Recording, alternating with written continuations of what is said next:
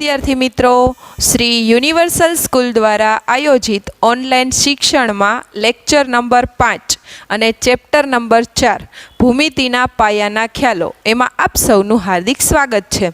તો અત્યાર સુધીના લેક્ચરમાં આપણે રેખા, કિરણ, રેખાખંડ, વક્ર, બહુકોણ, ત્રિકોણ, ચતુષ્કોણ વગેરે વિશે શીખી ગયા છીએ। તો આજના આ લેક્ચરમાં આપણે વર્તુળ વિશેનો પરિચય મેળવીશું। તો જોઈએ, સૌ પ્રથમ પહેલાં તો વર્તુળ।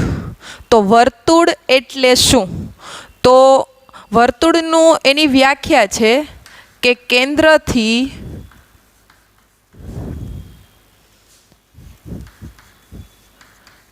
અને વર્તુળ પરના બિંદુઓ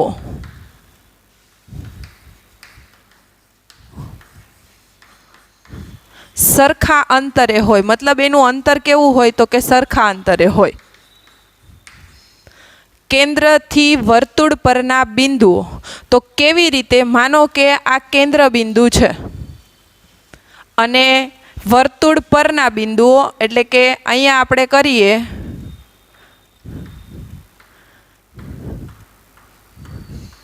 તો આ જે મેં બિંદુઓ કરેલા છે વચ્ચે છે એ કેન્દ્ર બિંદુ છે અને આ બિંદુઓ બધાય વર્તુળ પર એટલે કે મતલબ કેન્દ્ર અને આ જે બિંદુઓ છે એ બધાના અંતર કેવા છે? તો કે સરખા। તો મતલબ આને જોડી દો આ અંતરને એટલે આકૃતિ જે છે એ શેની બની જશે? તો કે વર્તુળની।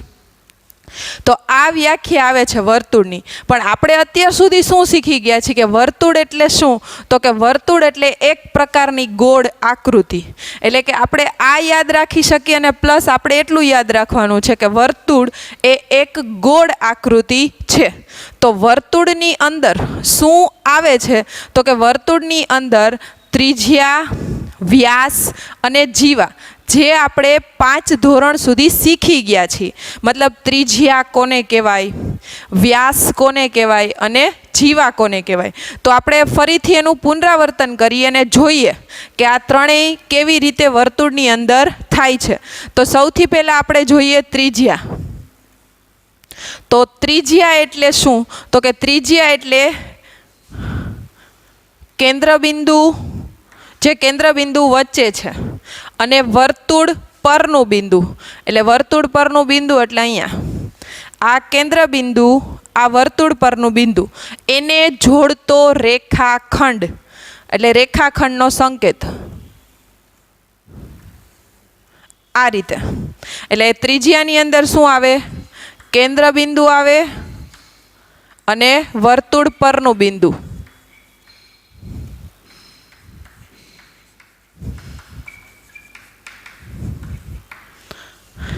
કેન્દ્રબિંદુ અને વર્તુળ પરનું બિંદુ અને એને જોડતો રેખાખંડ મતલબ અહીંયા જે મેં દોરેલો છે।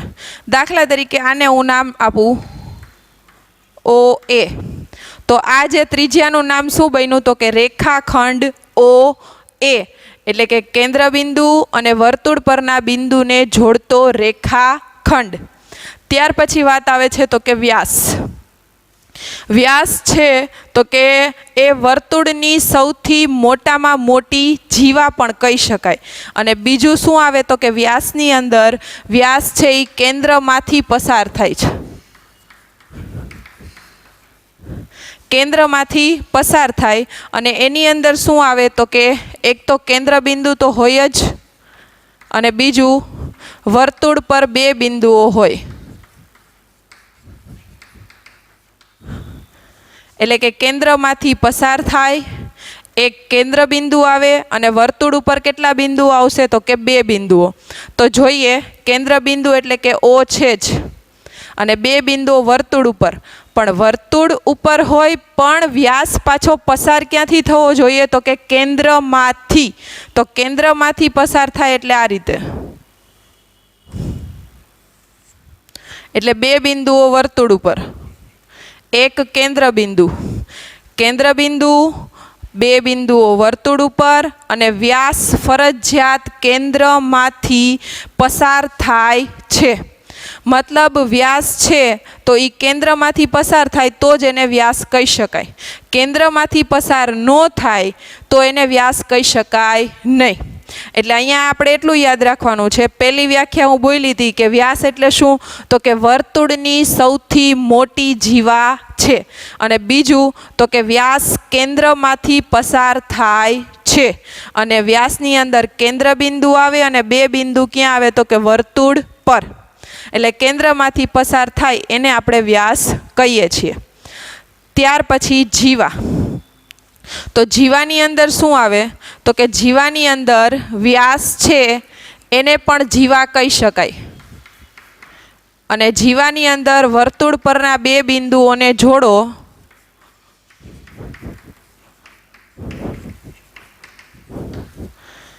વ્યાસને પણ જીવા કહી શકાય અને વર્તુળ પરના બે બિંદુઓને જોડો તો પણ જીવા મળે. તો આને પણ આપણે જીવા કહેશું જ, કારણ કે અહીંયા બોલી કે વ્યાસને પણ જીવા કહી શકાય છે. કારણ કે જીવાય કેન્દ્રમાંથી પસાર થાય. એટલે કે વર્તુળ પરના બે બિંદુઓ, તો અહીંયા વર્તુળ પરના બે બિંદુઓ છે જ, એટલે આને પણ જીવા કહેશું. અને બીજું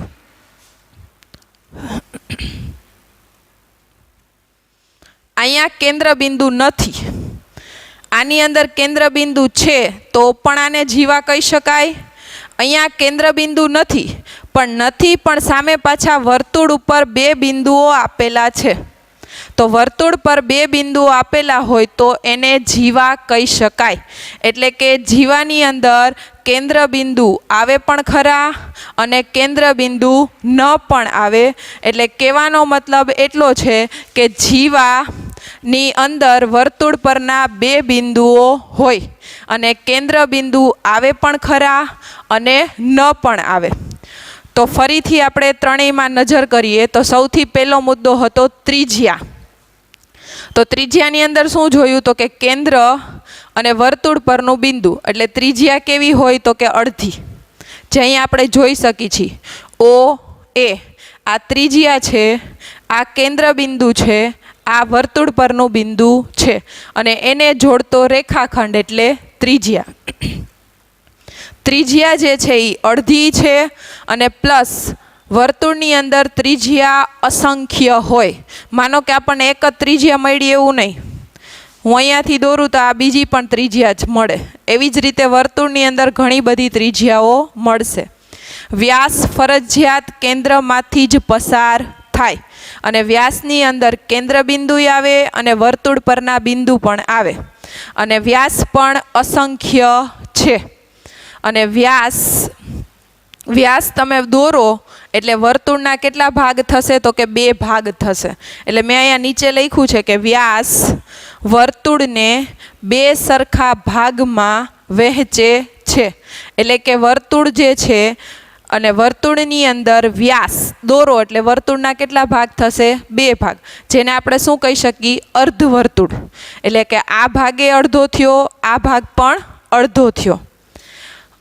ત્યાર પછી જીવા. તો જીવા એટલે વ્યાસને પણ જીવા કહી શકાય, કારણ કે જીવાની અંદર શું આવે, તો કે વર્તુળ પરના બે બિંદુઓ. તો વર્તુળ પરના બે બિંદુઓ તો વ્યાસની અંદર પણ આવે છે. એટલે કે વ્યાસની અંદર આવે એટલે વ્યાસને પણ જીવા કહી શકાય છે.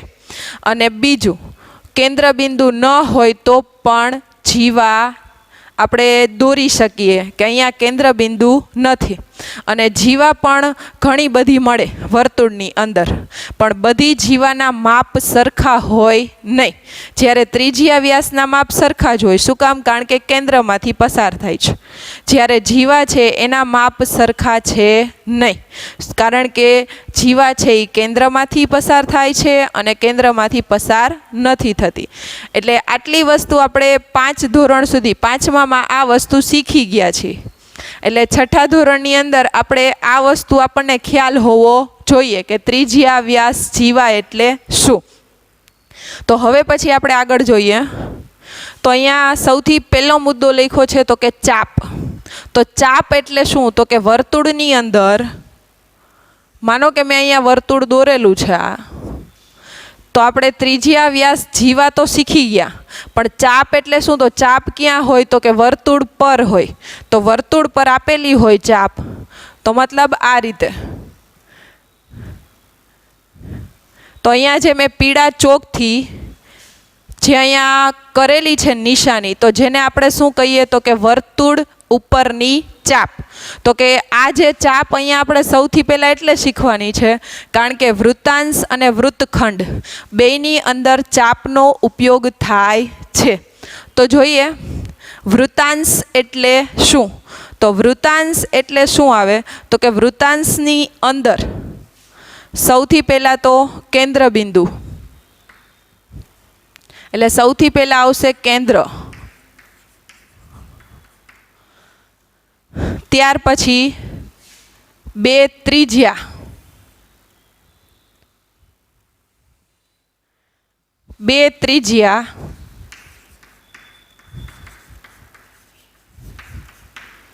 અને ત્યાર પછી આવશે ચાપ. ચાપ એટલે માનો કે આ જે બે ત્રિજ્યા છે, કેન્દ્ર બિંદુ છે, અને ત્યાં જ આપણે ચાપ દોરવાની છે. મતલબ આ રીતે શંકુ જેવો આકાર થશે. એટલે કે કેન્દ્ર બિંદુ આવશે, બે ત્રિજ્યા આવશે અને ચાપ આવશે. તો આ ત્રણેય વસ્તુ જ્યારે બને ત્યારે એને આપણે શું કહી શકીએ? તો કે વૃત્તાંશ. એટલે કે વર્તુળનો અંદરનો એવો પ્રદેશ કે જ્યાં ચાપ હોય અને બે ત્રિજ્યા હોય અને એને જોડો એટલે શું બનશે? તો કે વૃત્તાંશ. એટલે કે વૃત્તાંશની આકૃતિ બનશે જે શંકુ આકારની છે. તો એવી જ રીતે આપણે બીજી પણ જોઈએ. તો અહીંયા બની, તો દાખલા તરીકે અહીંયા બીજી બે ત્રિજ્યા લ્યો અને ચાપ લ્યો. તો આ પણ જે આકૃતિ બની એ શેની બની? તો કે વૃત્તાંશની. એટલે આપણે વૃત્તાંશની અંદર શું યાદ રાખશું? તો કે કેન્દ્ર બિંદુ, બે ત્રિજ્યા અને ચાપ. અને એની વ્યાખ્યા આખી આ રીતે છે કે વર્તુળનો એવો અંદરનો પ્રદેશ કે જ્યાં ચાપ અને બે ત્રિજ્યા અને એને જોડો એટલે શું બનશે? તો કે વૃત્તાંશ. ત્યાર પછી આવે છે તો કે વૃત્તખંડ. તો વૃત્તખંડની અંદર શું આવશે? તો કે વૃત્તખંડની અંદર ચાપ અને જીવા. ચાપ અને જીવા એ બંનેને જોડો એટલે શું બનશે? તો કે વૃત્તખંડ. ચાપ હોય અને જીવા હોય. તો જીવાનો મતલબ આપણને ખબર છે. શું થાય છે? તો કે જીવા જે છે એ વર્તુળના કેન્દ્રમાંથી પસાર થાય છે અને કેન્દ્રમાંથી પસાર ન પણ થાય. તો જોઈએ આપણે કેવી રીતે બને છે જીવા.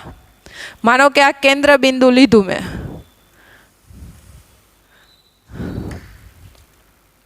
અને આ બે વર્તુળ પરના બિંદુઓ, કેન્દ્ર બિંદુ અને વર્તુળ પરના બિંદુઓ. તો બંને જે લીધા, તો એ જે બે લીધા વર્તુળ પરના બિંદુઓ અને કેન્દ્ર બિંદુ, તો આ શું બન્યું? તો કે જીવા. કેન્દ્રમાંથી પસાર થાય છે. પછી જ્યારે હું અહીંયા લઉં તો અહીંયા વર્તુળ પરના બે બિંદુઓ તો છે જ. તો વર્તુળ પરના બે બિંદુઓ છે અને આ આકૃતિ જે મતલબ જે રેખાખંડ બન્યો એ શું બન્યો? તો કે જીવા. તો અહીંયા બે પ્રકારની જીવા છે. એક કેન્દ્રમાંથી પસાર થાય અને કેન્દ્રમાંથી પસાર ન પણ થાય. એટલે જીવા વિશે આપણને ખબર છે. હવે જોઈએ તો કે ચાપ. તો ચાપ છે તો અહીંયા માનો કે અહીંયા કેન્દ્રમાંથી જે જીવા પસાર થાય છે તો અહીંયા આપણે આ રીતે દોરી શકીએ. એટલે આ જે છે એ આકૃતિ શેની બની? તો કે વૃત્તખંડની. વૃત્તખંડની અંદર ચાપ અને જીવા બંનેને જોડો એટલે શું બની જશે? તો કે વૃત્તખંડ. એટલે આ રીતે.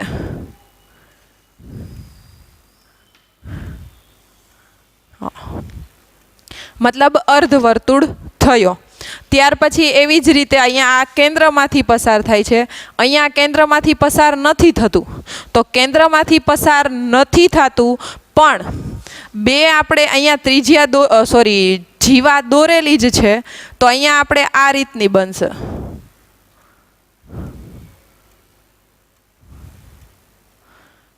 મતલબ આટલો ભાગ છે, જે ભાગ હું અહીંયા પૂરું છું.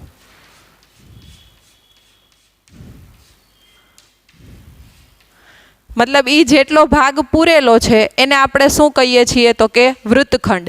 જીવાય આવે, ચાપેય આવે અને જોડી દો એટલે શું બની જાય તો કે વૃત્તખંડ. અને એવી જ રીતે આ જે છે તો વર્તુળના આ બે ભાગ થયા, અને આ બે ભાગ થયા તો આ બે ભાગને આપણે અર્ધવર્તુળ કહીએ છીએ. અર્ધવર્તુળ એ કહી શકાય, અને ચાપ અને જીવાને જોડો તો એને શું કહી શકાય તો કે વૃત્તખંડ. એટલે મતલબ આ આખો ભાગ લ્યો તો આ જે આખો ભાગ છે એ પણ શું છે તો કે વૃત્તખંડ. તો આ જે આખો અડધો ભાગ છે એને પણ વૃત્તખંડ કહેવાય. અને આટલો જે ભાગ હમણાં આપણે પહેલાં પૂર્યો તો એને પણ શું કહેવાય તો કે વૃત્તખંડ. તો ફરીથી જોઈએ, ચાપ એટલે એ વર્તુળનો જ એક ભાગ છે, અહીંયા આપણે દોરેલી છે. અને વર્તુળની અંદર જ બે વસ્તુ આવે છે, વૃત્તાંશ અને વૃત્તખંડ. તો વૃત્તાંશની અંદર શું આવશે તો કે કેન્દ્રબિંદુ, બે ત્રિજ્યા અને ચાપ. તો અહીંયા આપણે દોરેલી છે બે વૃત્તાંશ દોરેલા છે, કેન્દ્રબિંદુ, બે ત્રિજ્યા અને ચાપ. વૃત્તખંડની અંદર આવશે ચાપ અને જીવા. તો આ કેન્દ્રમાંથી જે જીવા પસાર થઈ તો આપણને વૃત્તખંડ કેવો મળ્યો તો કે મોટો.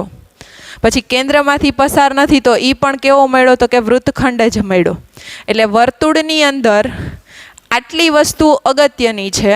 અને હવે પછી આપણે શું જોવાનું છે તો કે વર્તુળને લગતા પ્રશ્ન જવાબ. તો ફરીથી આ વર્તુળની વ્યાખ્યા છે, પછી વર્તુળના 3 ભાગ, ત્રિજ્યા, વ્યાસ અને જીવા. પછી વર્તુળ વ્યાસ છે એ બે સરખા ભાગ પડે વર્તુળના, જેને આપણે શું કહીએ છીએ તો કે અર્ધવર્તુળ. અને ત્યાર પછીના બે મુદ્દાઓ છે તો કે વૃત્તાંશ અને વૃત્તખંડ. હમણાં આપણે વર્તુળ અને વર્તુળના આધારે ત્રિજ્યા, વ્યાસ અને જીવા, પછી વૃત્તાંશ અને વૃત્તખંડ એ જોયું. એના આધારે જ વર્તુળની આકૃતિ દોરેલી છે, વર્તુળ ઉપર બિંદુઓ આપેલા છે, અહીંયા ત્રિજ્યા, વ્યાસ, જીવાની આકૃતિઓ છે. તો આપણે એના આધારે પ્રશ્ન આપેલા છે અને એ પ્રશ્નોના જવાબ જે આપણે આકૃતિ પરથી મેળવવાના છે. તો જેમાં સૌથી પહેલો પ્રશ્ન, એમાં એમ કીધું કે કેન્દ્ર બિંદુ જણાવો. તો કેન્દ્ર બિંદુ હંમેશા ક્યાં હોય તો કે વચ્ચે. તો વચ્ચે જે બિંદુ આપેલું છે અહીંયા કેન્દ્ર બિંદુ, એટલે કેન્દ્ર બિંદુ કયું છે તો કે O. એટલે કે પહેલા પ્રશ્નનો જવાબ આપણને મળે તો કે કેન્દ્ર બિંદુ O છે. ત્યાર પછીની વાત કરી છે તો કે ત્રિજ્યા. તો ત્રિજ્યા છે એ કેવી હોય તો કે એમાં કેન્દ્ર બિંદુ આવે અને વર્તુળ પરનું બિંદુ આવે, અને પ્લસ ત્રિજ્યા કેવી હોય તો કે અડધી. તો અડધી ત્રિજ્યા હોય તો આની અંદર આપણે જોશું કેન્દ્ર બિંદુ, પછી અહીંયાથી આ લ્યો એટલે આ અડધી ત્રિજ્યા થઈ તો કે આ પહેલો જવાબ. પછી એવી જ રીતે નીચે લ્યો તો આ બીજી ત્રિજ્યા, પછી અહીંયાથી લ્યો તો આ ત્રીજી, અને અહીંયાથી લ્યો એટલે આ ચોથી. મતલબ ત્રિજ્યા કેટલી મળે છે આકૃતિની અંદર તો કે 4, જેમાં કેન્દ્ર બિંદુ છે અને બીજી કઈ વસ્તુ છે તો કે વર્તુળ પરનું બિંદુ, બંનેને જોડતો રેખાખંડ. તો અહીંયા આપણને જવાબ મળશે. તો રેખાખંડની અંદર લખવું હોય તો આ રીતે OA, પછી OB, OC અને OD. મતલબ કેટલી ત્રિજ્યાઓ છે તો કે 4. તો 4 ત્રિજ્યાના નામ આપણે આ રીતે લખવાના. રેખાખંડની નિશાની દોરેલી હોવી જોઈએ અને આકૃતિમાંથી જોઈને જે બિંદુઓ આપેલા હોય. ત્યાર પછી વાત છે જીવાની. તો જીવા જે છે એ કેન્દ્રમાંથી પસાર થાય અને કેન્દ્રમાંથી પસાર ન પણ થાય. જીવાની અંદર કેટલા બિંદુઓ હોય વર્તુળ ઉપર તો કે 2 બિંદુઓ. તો અહીંયા આપણે જોઈએ તો અહીંયા ત્રીજા પ્રશ્નમાં ખાલી જીવા પૂછ્યું છે અને પાંચમા પ્રશ્નમાં એમ પૂછ્યું છે વ્યાસ ન હોય તેવી જીવા, એટલે કે જે વ્યાસ ન હોય એવી આપણે જીવા લખવાની છે. મતલબ જીવામાં આપણને બે રીતે પૂછ્યું હોય કે કેન્દ્રમાંથી પસાર થાય એ જીવા અને કેન્દ્રમાંથી પસાર ન થાય એ જીવા. તો આપણે જીવાનું જ્યારે પ્રશ્ન પૂછ્યો હોય તો આપણે અહીંયા શું લખી શકીએ? તો કે અહીંયા જીવાની અંદર તો કે આ એક જીવા છે સી ને ડી, અને બીજી જીવા આપેલી છે જે કેન્દ્રમાંથી પસાર થાય છે. મતલબ બે જીવા છે. તો બે જીવા આપેલી છે અહીંયા આપણને. તો પેલી જીવા જે છે કેન્દ્રમાંથી પસાર થાય છે એનું નામ છે એ બી, અને કેન્દ્રમાંથી પસાર નથી થતી એનું નામ છે સી ડી.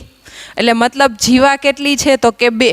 તો આપણે અહીંયા બંને જીવા લખી નાખી. માનો કે એ બી આ કેન્દ્રમાંથી પસાર થાય છે અને સી ડી કેન્દ્રમાંથી પસાર થતી નથી. મતલબ આપણને જો ચોખવટ પાડી હોય કે અહીંયા એમ કીધું હોય જીવાની અંદર કે કેન્દ્રમાંથી પસાર થાય એ જ જીવા લખો, એટલે એ શું થઈ જાય? તો કે વ્યાસ. કેન્દ્રમાંથી પસાર ન થાય એ જીવા લખો, પણ આપણે અહીંયા બે જીવા લખી નાખી છે. કેન્દ્રમાંથી પસાર થાય છે એ પણ લખી, કેન્દ્રમાંથી પસાર નથી થતી એ પણ જીવા આપણે લખી. ત્યાર પછી વ્યાસ. વ્યાસ ફરજિયાત ક્યાંથી પસાર થાય? તો કે કેન્દ્રમાંથી જ. એટલે અહીંયા વ્યાસ જે પસાર થાય છે કેન્દ્રમાંથી, તો જે અહીંયા છે મતલબ કેન્દ્રમાંથી એ, પછી કેન્દ્ર બિંદુ ઓ, અને અહીંયા બિંદુ આપેલું છે બી. એટલે કેન્દ્રમાંથી પસાર થાય છે તો એ વ્યાસનું નામ છે એ બી. એ બી પણ કહી શકો, બી એ પણ કહી શકો. રેખાખંડ બંને રીતે લખી શકાય. ત્યાર પછીનો પ્રશ્ન, વ્યાસ ન હોય તેવી જીવા. તો અહીંયા આપણે બે જીવા લખી હતી ને, વ્યાસ આવે છે એ પણ લખી અને વ્યાસ ન આવતો હોય એ જીવા પણ લખી નાખી. તો વ્યાસ ન આવતો હોય તો વ્યાસ આ વ્યાસ છે આને આપણે જીવા કહીએ છીએ. તો વ્યાસ ન આવતો હોય તો અહીંયા વ્યાસ આવે છે? તો કે ના, કારણ કે આ જીવા કેન્દ્રમાંથી પસાર થતી નથી. તો અહીંયા જવાબ શું મળશે? C D. કારણ કે પ્રશ્નમાં ચોખ્ખું કીધું છે કે વ્યાસ ન હોય, એટલે વ્યાસ નથી, આ ખાલી જીવા છે. ત્યાર પછી વાત કરી તો કે લઘુ વૃત્તાંશ. તો હમણાં જ આપણે વૃત્તાંશની અંદર શીખી ગયા. વૃત્તાંશની અંદર શું આવે? તો કે એવો પ્રદેશ વર્તુળની અંદરનો કે જ્યાં ચાપ હોય, કેન્દ્ર બિંદુ આવે અને બીજું શું આવે? તો કે બે ત્રિજ્યાઓ. તો જેને આપણે શું કહીએ? તો કે વૃત્તાંશ. તો એ વસ્તુ આપણે અહીંયા જોવાની છે કે ક્યાં બને છે. તો ક્યાં બને છે એ આપણે પહેલાં મેળવીશું. તો કે સૌથી પહેલાં બે ત્રિજ્યાઓ લઈએ, અને એ બે ત્રિજ્યાઓ આપણે કોઈ પણ લઈ શકીએ. માનો કે આ બે ત્રિજ્યા લઈ શકો, આ બે ત્રિજ્યા લઈ શકો, આ બે ત્રિજ્યા લઈ શકો. પણ વાત આપણને શું કર્યું છે? તો કે લઘુ વૃત્તાંશ. લઘુ એટલે નાનો. નાનો વૃત્તાંશ આપણે જવાબમાં લખવાનો થાય. તો નાનો વૃત્તાંશ લખવાનો થાય તો આપણે અહીંયા છે જ આ પહેલી ત્રિજ્યા, આ બીજી ત્રિજ્યા, આ કેન્દ્ર બિંદુ અને ઉપર ચાપ. તો આ જે આ શંકુ જેવો આકાર મેં જે દોર્યો છે એ શું છે? તો કે વૃત્તાંશ. પણ વાત કઈ રીતે? લઘુ વૃત્તાંશની. એટલે આ વૃત્તાંશ છે એ કેવો છે? તો કે નાનો. તો અહીંયા આપણને દોરેલો આપ્યો જ છે. મતલબ કઈ રીતની આકૃતિ છે લઘુ વૃત્તાંશની? તો કે આ રીતે.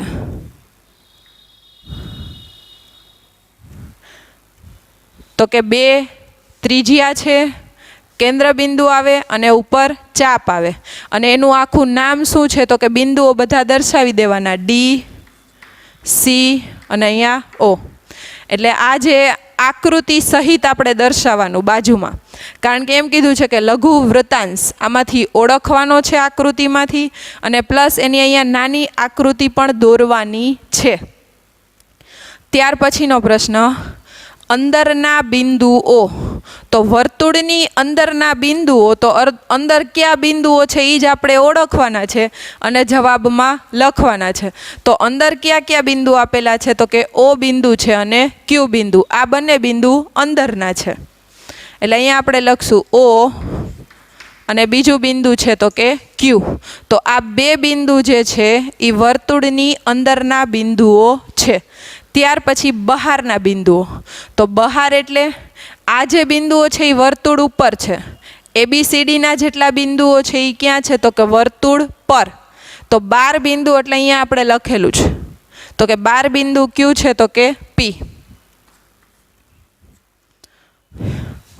તો વર્તુળની આકૃતિના પ્રશ્ન આપણને આ રીતે પૂછાય. તો મતલબ આકૃતિ વર્તુળની હોય અને બાજુમાં એના 6-7 પ્રશ્નો હોય. તો પ્રશ્નોના જવાબમાં આ જ રીતે કેન્દ્રબિંદુ હોય, ત્રિજ્યા હોય, જીવા હોય, વ્યાસ હોય. અને જીવાનો પ્રશ્ન કઈ રીતે પૂછાય? તો 2 રીતે પૂછાય. કાયમ કીધું હોય કે કેન્દ્રબિંદુ આવતું હોય એટલે એવી જીવા, અથવા કેન્દ્રબિંદુ ન આવતું હોય એવી જીવા. પણ આપણે 2 જવાબ લખી નાખવાના. કેન્દ્રબિંદુ આવતી હોય એવી જીવા લખી નાખવાની, કેન્દ્રબિંદુ ન આવતી હોય એવી પણ જીવા. ત્યાર પછી વ્યાસ. વ્યાસ ન હોય તેવી જીવા એટલે CD, કારણ કે એમાં કેન્દ્રબિંદુ આવતું નથી. પછી લઘુ વૃત્તાંશ. આકૃતિમાં છે જ અને અંદરના બિંદુ અને બહારના બિંદુઓ જે આપણે આકૃતિમાંથી જોઈને લખ્યા છે. ત્યાર પછી આગળ મિશ્ર પ્રશ્નો આવે છે. અને મિશ્ર પ્રશ્નો એની અંદર અમુક 2-4 અગત્યના પ્રશ્નો છે એ લીધા છે આઈડિયલ સ્વાધ્યાય પોથીની અંદરથી. તો એમાં જોઈએ તો સૌથી પહેલું છે, અહીંયા આકૃતિ દોરેલી આપી છે અને આપણે ચાપ ઓળખવાની છે. આમાંથી ચાપ કઈ કઈ બને છે? તો અહીંયા ચાપ કઈ કઈ બને છે એ દર્શાવું છું. પહેલાં તો આ રીતની અડધી, અને એમાં તો ઓપ્શન આપેલા છે આ પ્રશ્નમાં. પણ અહીંયા એમને ઓપ્શન વગર કહું છું કે ક્યાં કેવી રીતે ચાપ બને છે. પછી બીજી ચાપ છે અહીંયા, અને ત્રીજી ચાપ છે અહીંયા. એટલે ચાપ બની એટલે આ એક અર્ધવર્તુળની ચાપ, આ બીજી અને આ ત્રીજી. તો એના નામ દર્શાવવા હોય તો ચાપનો સંકેત આપણે આ રીતે કરીએ છીએ. એટલે સૌથી પહેલું તો કે APB, આ પહેલી ચાપ. પછી બીજી ચાપ એટલે CQB અથવા BQC, BQC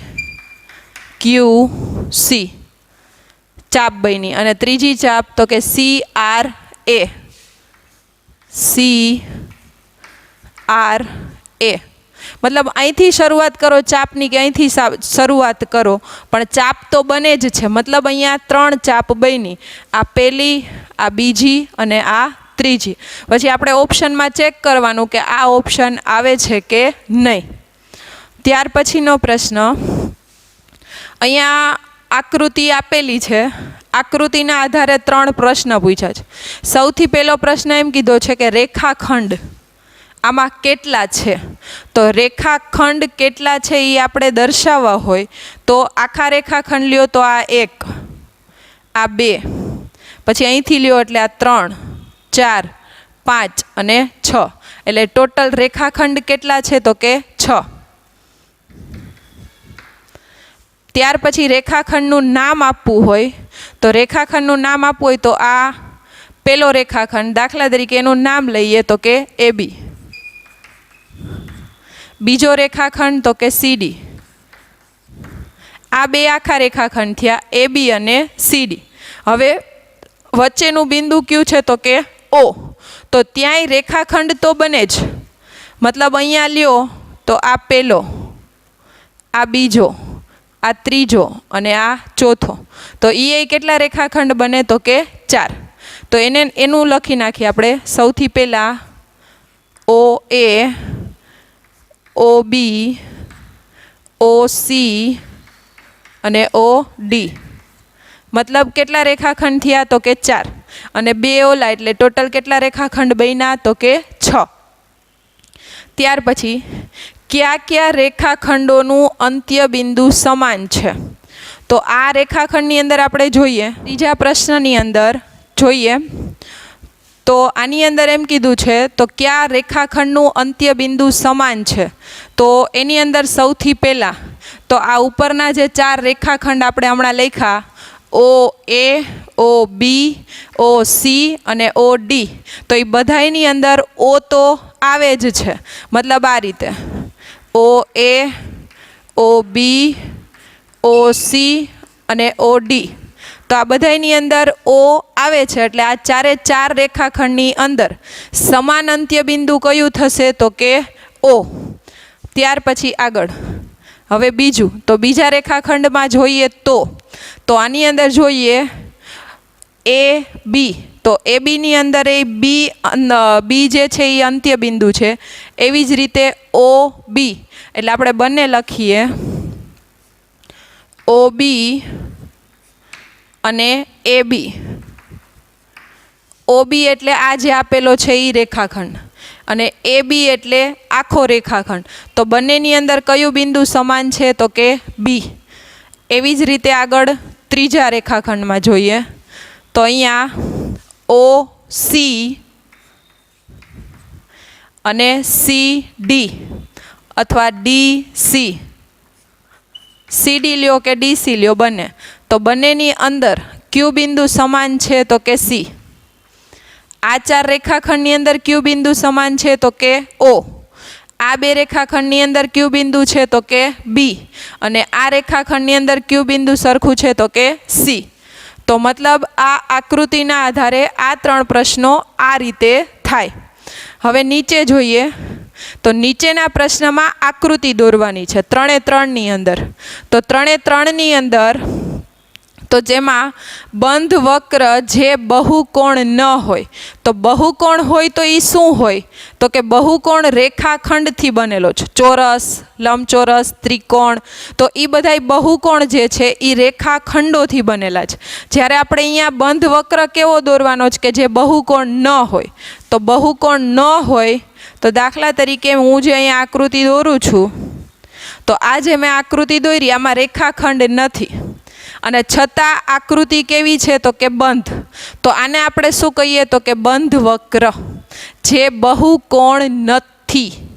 ત્યાર પછીનો પ્રશ્ન ખુલ્લો વક્ર જે રેખાખંડોથી બનેલો હોય, ખુલ્લો વક્ર અને કેનાથી બનેલો હોય તો કે રેખાખંડોથી. તો એમાં જોઈએ તો આ રીતે માનો કે આ 3 રેખાખંડ લીધા, તો 3 રેખાખંડ લીધા તો 3 રેખાખંડની અંદર અને ભાગ કેવો છે તો કે ખુલ્લો. એટલે આ બહુકોણી છે, એટલે બહુકોણ ન કહી શકાય કારણ કે બહુકોણ બંધ આકૃતિ છે અને ખુલ્લો વક્ર છે. શું કામ તો કે અહીંયા આ આકૃતિ બંધ નથી એટલા માટે. અને બંધ આકૃતિ હોય, રેખાખંડ હોય તો એને આપણે બહુકોણ કહીએ છીએ. જ્યારે આને શું કહેવાય તો કે ખુલ્લો વક્ર. એના પછી 2 બાજુવાળો બહુકોણ. તો 2 બાજુવાળો બહુકોણ, બહુકોણ એટલે રેખાખંડથી બનેલો. તો અહીંયા 2 બાજુ લીધી અને 2 બાજુ છે અને 2 બાજુ છે તો બંને બાજુ જે છે એ શું છે તો કે રેખાખંડ. અને બહુકોણની અંદર શું આવવાનું છે તો કે રેખાખંડ જ આવશે. એટલે આ આકૃતિ આ રીતે બનશે કે 2 બાજુવાળો બહુકોણ. તો ત્રણેયની અંદર ફરીથી જોઈએ બંધ વક્ર છે અને બહુકોણ નથી. ત્યાર પછી ખુલ્લો વક્ર છે એટલે અહીંયાથી ખુલ્લો ભાગ છે અને રેખાખંડથી બનેલો છે એટલે આ ત્રણેય રેખાખંડ છે. 2 બાજુવાળો, 2 બાજુ જ છે અને બહુકોણ એટલે શેની નિશાની છે તો કે રેખાખંડની નિશાની છે.